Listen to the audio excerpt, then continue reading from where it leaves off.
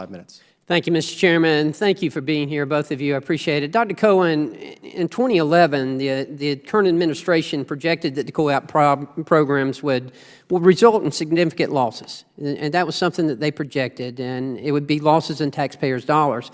Specifically, when this rule was proposed to implement the co-op program, they estimated that only about 65% of the solvency loans and only about 60% of the startup loans would be repaid.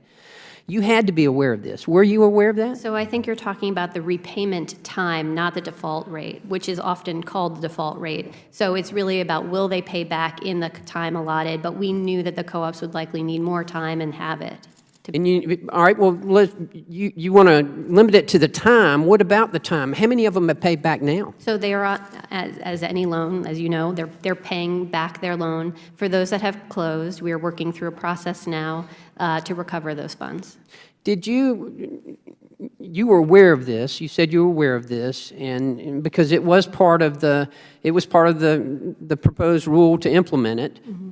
Did you set up any kind of criteria whereas you would assess the financial viability of these co-ops? Absolutely. The terms of the loan agreement themselves have quite an extensive amount of oversight process laid out for it.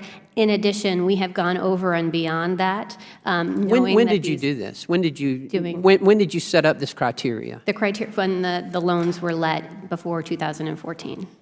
You set it up during that time? Yes. And it was my understanding that it was developed after the recommendation of the HHSIG. We certainly went beyond the terms of the loan agreement to do further oversight, and yes, appreciated the OIG work saying that to do enhanced oversight, which we have. I don't think anyone can fault us for, in terms of how many folks are on corrective action plans or enhanced oversight. We're visiting these folks, we're calling them. We're pretty hard on them, frankly.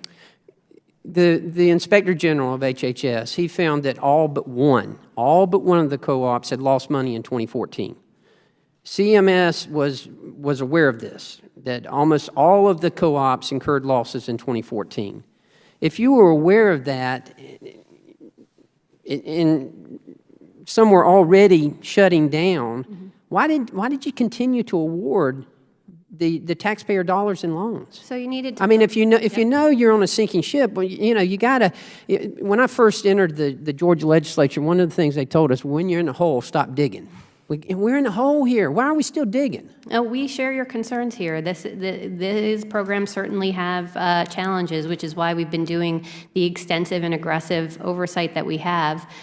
What I would say is that when we are looking at what the co-op is doing, it's a totality. It's what is their business strategy? When you talk about totality, though, 12 of the 23 co-ops have already closed. 12 of the 23.